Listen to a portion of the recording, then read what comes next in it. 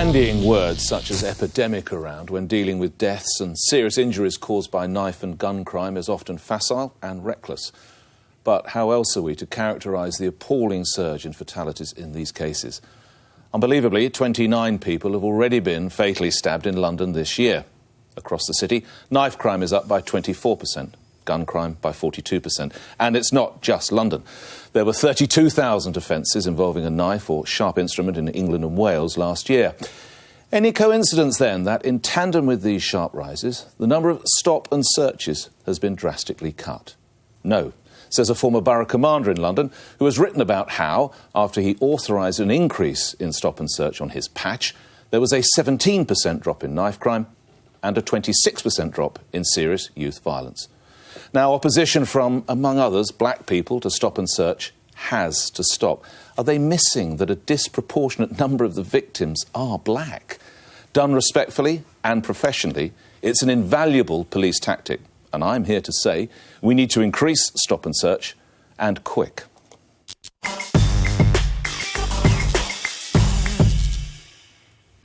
Nick, let me read you a quote. Sure. Nobody wins when stop and search is misapplied. It is a waste of police time. It is unfair, especially to young black men. It is bad for public confidence in the police. Now, that was Mrs May when she was the Home Secretary. In the year ending 31st of March, those who consider themselves to be BME backgrounds were 3 times as likely to be stopped, and those identifying themselves as black were over 6 times as likely to be stopped. And that's the problem. SAS was abandoned, was followed by stop and search. Disproportionately, the police use it against ethnic minority, and that is a massive problem. Now, one can understand your argument, but how do you prevent that? How do you prevent that actually black kids particularly see it as a weapon against them? And ordinary black kids who are never going to carry a knife find themselves being stopped all the time by police officers who have a view that somehow, because they're black, they must be carrying a weapon. I refer you to the words, I think 2 or 3 words in my last paragraph. It must always be done professionally and with respect and without pouring out a slew of figures that will just dazzle everybody. If you live in or around London and you pick up the London Evening Paper, the Evening Standard, when you see knife crimes, not 9 times out of 10, but certainly 6 or 7 times out of times, the face staring out is either black or mixed race. It's all very well, and I hear you, and sadly, in many instances, the people who are carrying the knives were black or mixed race. As long as it is done professionally, we have to accept that for whatever reason, just as if they're looking to try and stop drunk drivers, that is a problem with white people, roughly my generation and above. So if there's drunk driving and you're doing stops after 11 o'clock, you're probably going to go for blokes who look a little bit like me.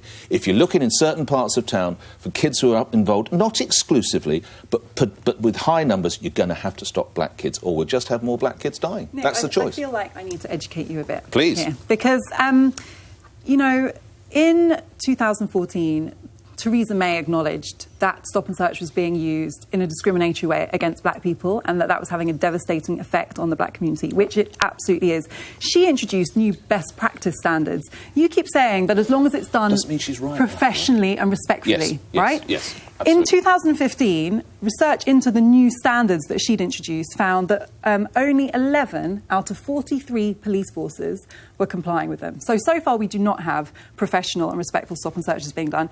And actually, you know, moving away from the race arguments, which I think are crucial, but more importantly maybe, stop and search doesn't work. You know, and the evidence is there because in 2008, 2009, when stop and search was at its peak... Too many figures here. Okay, we can leave the figures out. Figures. When stop and search was at its peak, only 1 in 10 stop and searches resulted in arrest. Borough commander, Afua, who starts to reinstate it, sees crime drop. Never mind statistics. The borough commander in South London brings it back and watches crime drop. What does that tell you? I'm telling you that stop and search is useless unless it's done strategically. Unless it's done so on go back to my intelligence. intro. OK, respectfully, professionally and strategically. Now will you agree?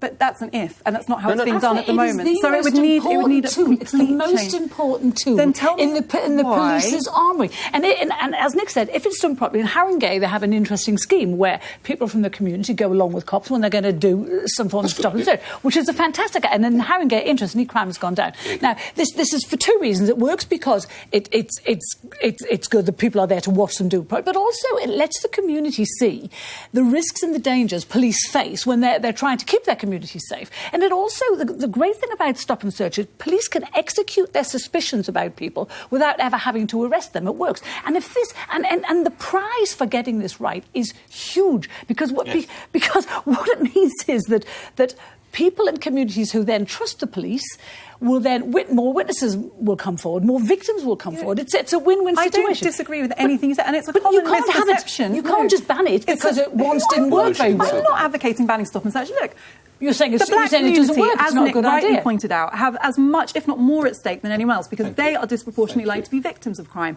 And I think you'll find, if you talk to people in the black community, that they absolutely support effective and respectful policing. And that respectful thing is the key thing, right?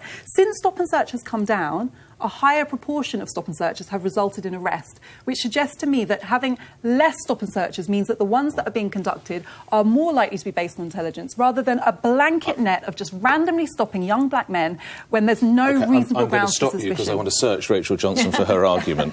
Well, I may have misunderstood the legal framework around stop and search, but I think it's a brilliant idea that it's understood that police can stop anybody and search them with reason, because it's a bit like you don't go to an airport with your bottle of water and your canister of spray and your knife because you know you're going to go through security. I think it's a good extra line of... All I would say against that is that within the black community, and they've told me this on my radio show, they talk about the offence of driving while black, and you just happen to have a few quid, you've got a decent car, so your BMW and Merc, and you get pulled. That's wrong. That's got to be wrong. Have any of you been stopped by the police and searched? No, but just... Have you, Carol? I've been stopped for going through a red light at Buckingham Palace. You can only stop people they suspect. So why was I stopped? Do you think I looked suspicious? That there was reasonable Damn suspicion? right you look suspicious. It's probably organic carrots. It was those damned organic carrots. Rachel, you didn't have enough of it, never come to Greg. Rachel, you want to finish your point? No, I mean, I think there is a danger that it's going to disproportionately fall on the black community, who are the main victims of crime. But don't forget, this week we've had the astonishing story of a white Oxbridge student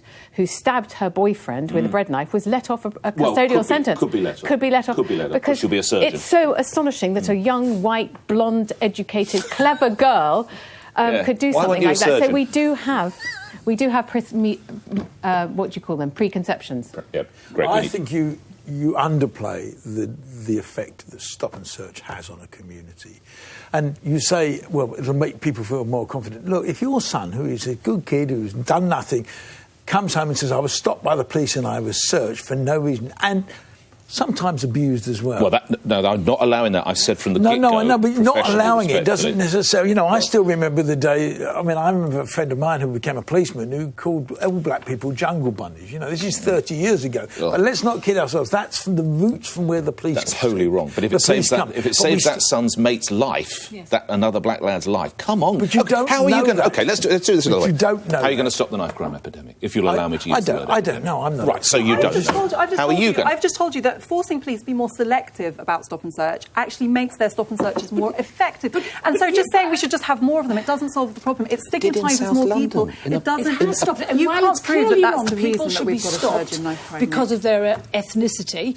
It's also wrong to not stop them because of their ethnicity if there are suspicions. Okay. Do you not think it's police cuts? I'm going to have to interrupt. No, do you not think that might be more of a reason? I know we've got to move on. It's time to shut up. Now,